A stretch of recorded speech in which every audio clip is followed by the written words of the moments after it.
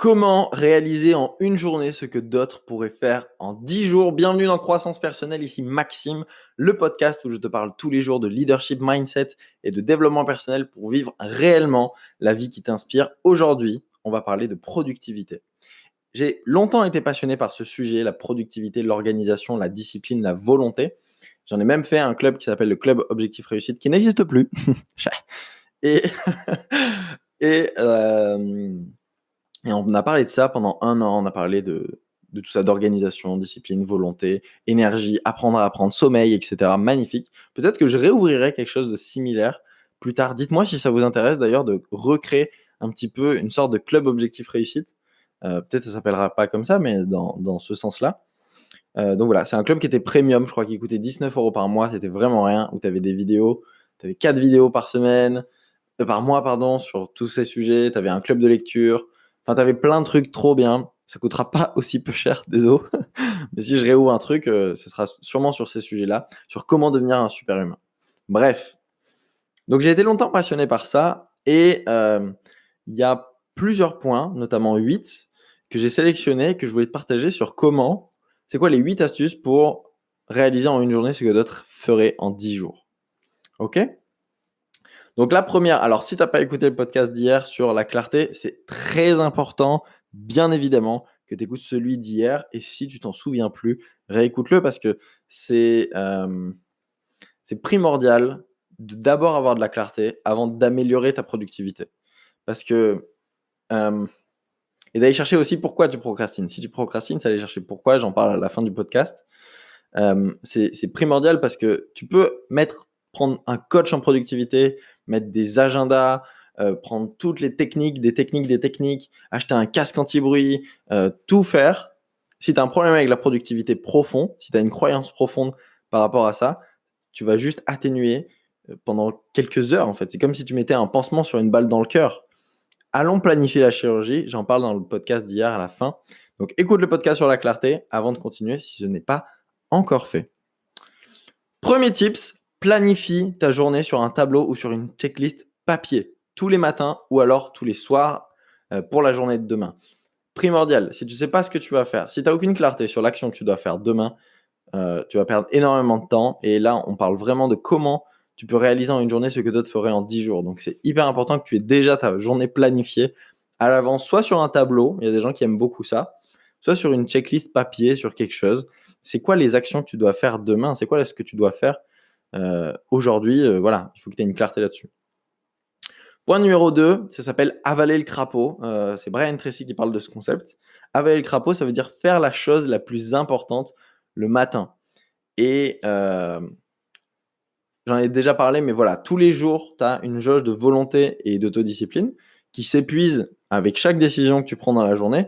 Par exemple, comment tu t'habilles, quel choix, est-ce que tu vas manger ça ou ça, est-ce que tu vas faire ce rendez-vous ou ce rendez-vous, etc. Tous les mêmes, ça s'appelle la fatigue décisionnelle, c'est toutes ces petites décisions qui te mangent un petit peu de volonté. Donc c'est comme dans un jeu vidéo, tu te lèves le matin, tu as ta jauge de volonté qui est pleine et elle s'épuise tout au long de la journée par rapport aux efforts, à la volonté et l'autodiscipline que tu mets en place, etc. Donc c'est avale le crapaud, le point numéro 2, fais la chose la plus importante le matin et sélectionne 3 actions qui doivent être faites impérativement aujourd'hui. Il est inacceptable que ces 3 actions ne soient pas faites. C'est pas il faut, c'est il est inacceptable que ça ne soit pas fait. Ok. Donc avale le crapaud le matin, choisis l'action qui te demande le plus de volonté et d'autodiscipline parce que c'est là où ta jauge est pleine et du coup tu es capable de le faire. 3, quand tu n'arrives à rien et que tu perds ton temps, ça sert à rien de forcer. Déconnecte, pars faire autre chose. Va marcher, réfléchis, je sais pas, genre juste kiffe. Ne va pas sur ton portable, c'est vraiment... Ah, ça c'est un autre concept qui est vraiment intéressant, qui s'appelle l'alternative nulle. J'avais complètement oublié. L'alternative nulle, ça veut dire soit tu fais ta tâche, soit tu fais rien d'autre. Et du coup, tellement tu t'ennuies, bah tu fais ta tâche. Ok. Et souvent, les écrivains font ça. C'est-à-dire qu'ils viennent à la campagne dans un truc où il n'y a rien à faire. Et bien que je suis à la campagne, il y a plein de choses à faire, hein, d'accord? Vous arrêtez. Ils viennent dans une maison de campagne isolée du monde. Et alternative nulle, c'est soit j'écris mon livre, soit je fais rien, en fait. J'ai pas mon portable, j'ai pas des jeux vidéo, j'ai pas des copains à voir, j'ai rien à faire. Donc soit j'écris mon livre, soit je fais rien. Alternative nulle, très fort aussi. Mais en gros, là, bon, c'est pas le conseil du jour. On pourra parler ça plus en détail peut-être plus tard. Mais quand tu n'arrives à rien et que tu perds ton temps, arrête, déconnecte. Va faire une marche, médite, fais autre chose, quoi. Va pas sur ton portable, mais peut-être fais autre chose. Et des fois, il y a aussi des jours où tu n'y arrives pas et ça sert à rien de forcer, tu vas plus t'épuiser qu'autre chose. Et si, quand tu marches, quand tu médites, ça va mieux, ben, reviens travailler une fois que tu seras plein d'énergie. OK ? Quatrième point, deep work. Alors, j'ai bien envie de parler d'un truc très controversé. Ça s'appelle Pomodoro. Vous connaissez ? Je trouve que c'est le plus gros bullshit au monde. Et je vais me faire plein d'ennemis. Pomodoro, c'est 25 minutes de travail, 5 minutes de pause. Je parle de mon expérience et je ne vais pas prendre des pincettes, mais pour moi, c'est vraiment de la merde. Ça marche pour vraiment peu de personnes. Et pour ceux que ça marche super bien par contre. Donc, si vous faites partie de ces gens-là, continuez. Mais la plupart des gens qui essayent Pomodoro, ça ne fonctionne pas. En fait, c'est tu travailles 25 minutes et tu fais 5 minutes de pause, 25 minutes, 5 minutes de pause, 25 minutes, 5 minutes de pause. La plupart des cerveaux humains, il leur faut 25 minutes pour rentrer dans un état de flow. 25 minutes sans interruption pour rentrer dans un état de flow et commencer à vraiment... Quand tu rentres dans cet état de flow, ta productivité est multipliée, mais c'est énorme à quel point elle est multipliée. Tu fais des connexions entre plusieurs idées. Tu es focus, comme j'en ai déjà parlé avec le biais Harry, attention, rétention d'informations, et tu es beaucoup plus intentionnel. Quelqu'un rentre dans ta pièce pendant que tu es dans le flow, il t'appelle 3 fois par ton prénom et tu ne l'as même pas remarqué. Il rentre dans ta pièce, il t'appelle 3 fois par ton prénom, tu savais même pas qu'il y avait quelqu'un qui t'a appelé. Parce que là, tu étais dans un état de flow. OK ? Et il faut 25 minutes chez la majorité des cerveaux humains pour atteindre ça. Donc c'est pour ça que Pomodoro, je ne suis pas fan du tout. 5 minutes de pause, c'est souvent trop court par rapport à ce qui a été accompli derrière. Bon, OK, je ne suis pas sûr que ça soit nécessaire. Mais c'est vrai qu'on a les cerveaux ont de moins en moins d'attention. On est beaucoup plus... et ça a été fait par les réseaux sociaux, etc. Aujourd'hui, les gens qui sont à l'école, ils ont plus d'attention. On leur propose des formats qui durent 10 secondes, 5 secondes, 15 secondes, 30 secondes, 1 minute. Comment tu veux tenir l'attention d'un gosse pendant 2 heures sur un truc qui l'intéresse pas ? Tu vois, donc il y a plein de choses à repenser, mais typiquement, voilà, c'est pas le sujet du jour. Mais voilà, moi je conseille le deep work. Donc le deep work, c'est des sessions de travail ultra productives, sans interruption, pendant 60 minutes, 90 minutes ou 120 minutes. Et avec une pause de 15 à 25 minutes. OK ? Et quand tu fais ça, tu n'as pas besoin de faire plus de 2 sessions, voire 3 sessions si tu as un accro au boulot, de 90 minutes pour réaliser le travail que d'autres feraient en une semaine. Littéralement. Littéralement. Quand tu arrives à un deep work ultra efficace, moi je sais que pendant une période où j'enchaînais les deep work, où je travaillais 12 heures par jour, etc., parce qu'en plus je travaillais 12 heures par jour, mais en plus j'étais ultra efficient. J'en avais parlé dans le Zoom, je parlais de mon histoire d'avant, etc. Et c'est vrai que je travaillais énormément de manière efficace. Donc des deep work de 90 minutes, j'en faisais pas 2 dans une journée, j'en faisais peut-être 4, voire 5. Et du coup, ça me permettait d'avancer super vite. Et je suis convaincu qu'en une journée, je réalisais le travail d'un salarié moyen qui faisait en une semaine, voire 10 jours, voire même plus parfois. C'était vraiment conséquent.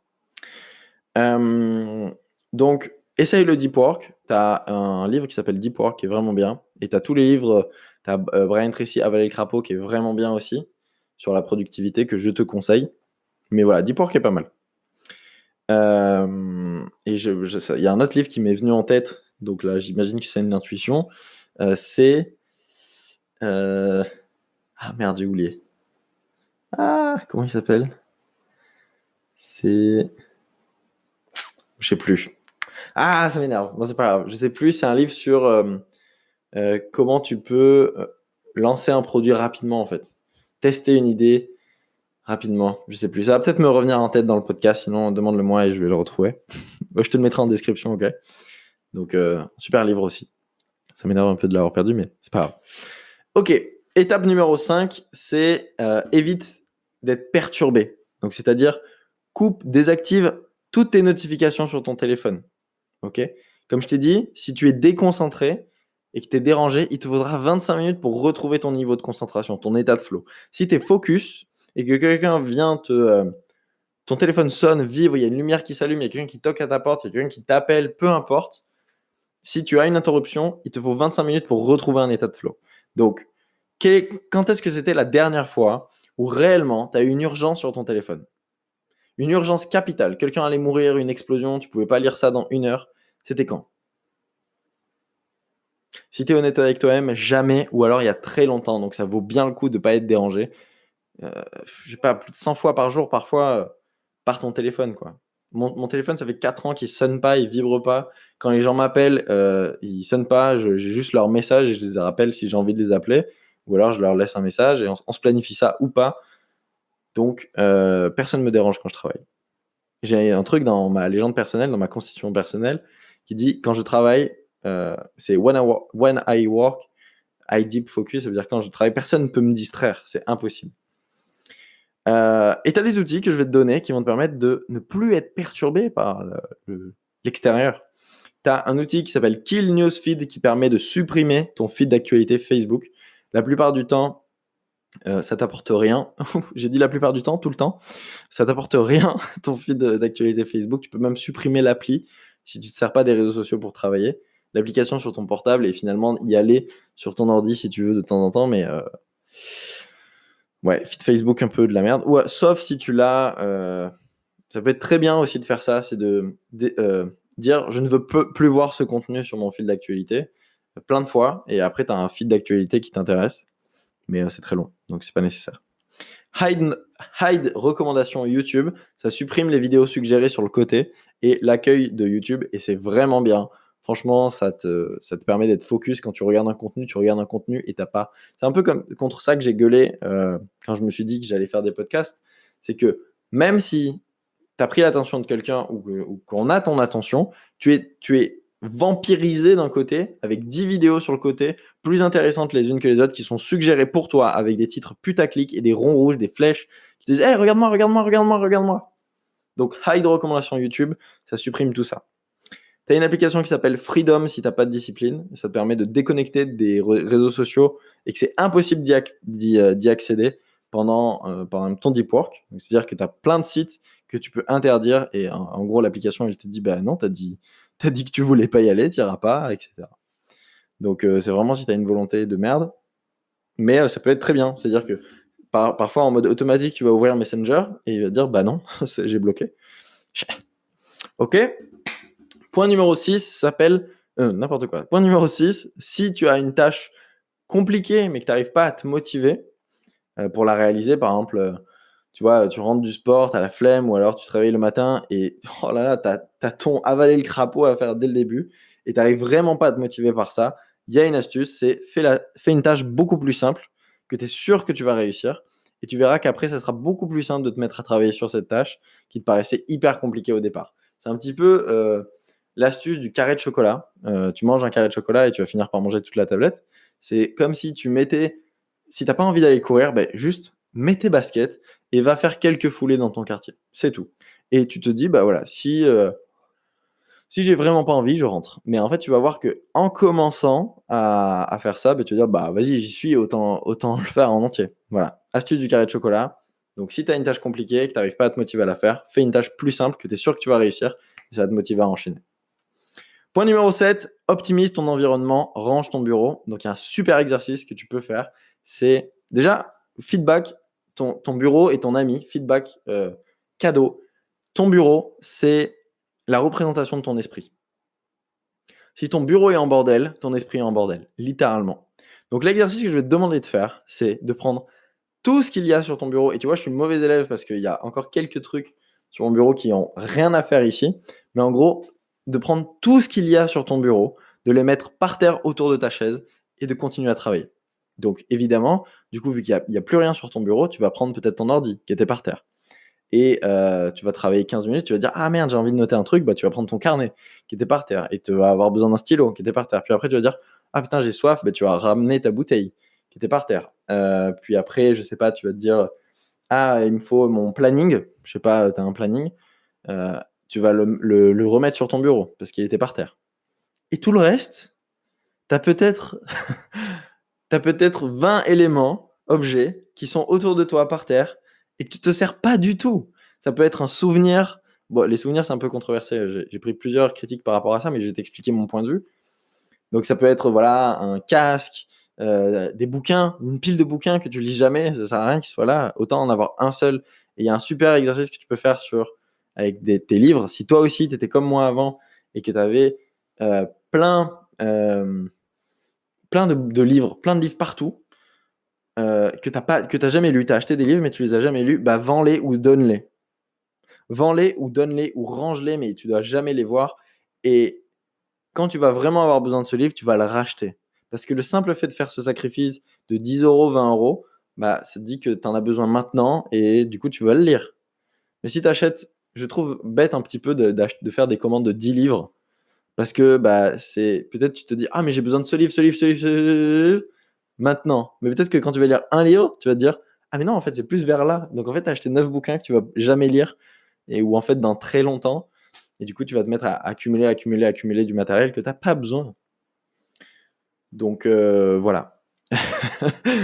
Donc voilà, super exercice du bureau en tout cas. Tu mets tout par terre et tu remontes uniquement ce qui est nécessaire, ce que tu as besoin. Il y a plein de trucs qui n'ont rien à voir. Tu vois, j'ai un déo qui est sur mon bureau, que ça fait 3 jours, je pense qu'il est là et je le prends, je le pose, je le prends, je le pose, je le prends, je le pose. Mais en fait, ça vaut bien le coup que je me lève, que je fasse 1 mètre, que je l'attrape, tu vois, ou 2 mètres et que je l'attrape, plutôt qu'il soit sur mon champ de vision.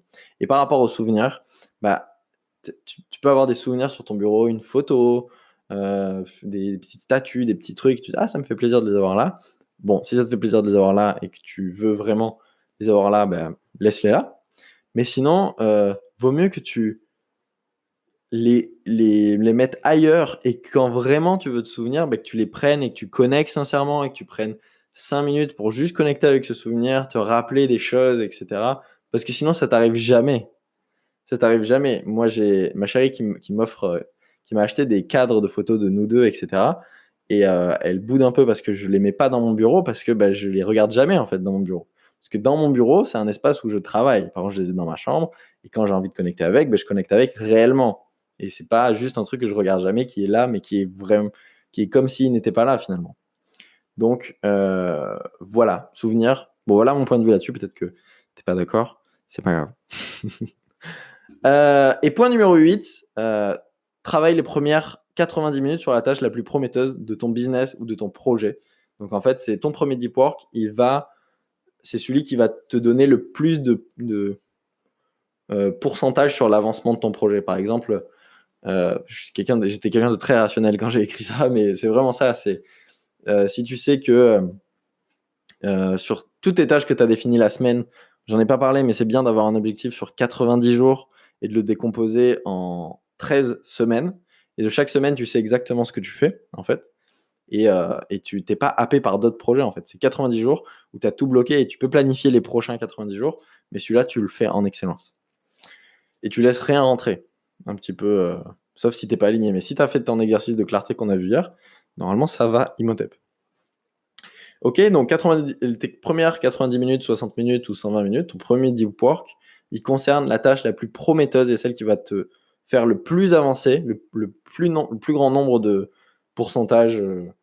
Je pense que tu as compris, mais comment je peux t'expliquer ça? C'est la tâche qui va te faire, je sais pas si c'est créer un site et que créer un site, ça te fait gagner 10% de l'avancement de ton projet.